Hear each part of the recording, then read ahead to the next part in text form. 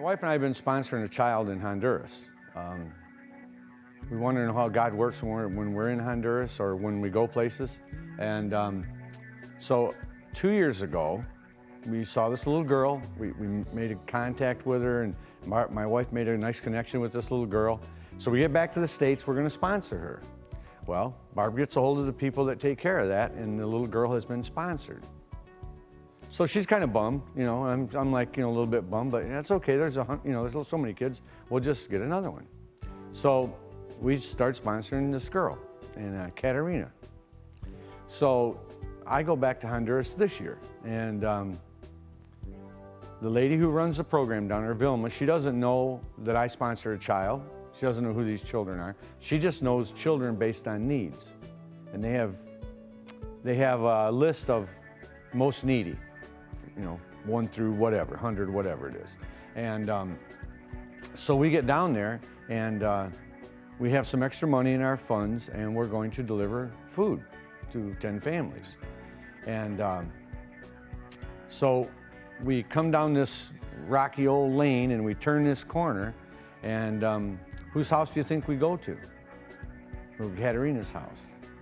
And so it was just, it's just God, a year in advance of what we even know is happening, He's orchestrating things to happen. And I got to deliver food to my family, to my girl's family. It was pretty emotional for me because, you know, just to be part of that. But Vilma didn't know that we sponsored her. She had no way of knowing. It was just a family in need. So God orchestrated a year in advance that we would get a little girl to sponsor. We would deliver food to her house. And so I cried, she cried, we all cried. But the story gets even better. See, because our God is better than what we ever think it's going to be. Because Bella had got money to build a bed, right? So the next day, we're really busting it to get these beds made, and we go to deliver these beds out into the community. And we go to this house, right? And we deliver this bed to this 15-year-old boy who's never slept in a bed.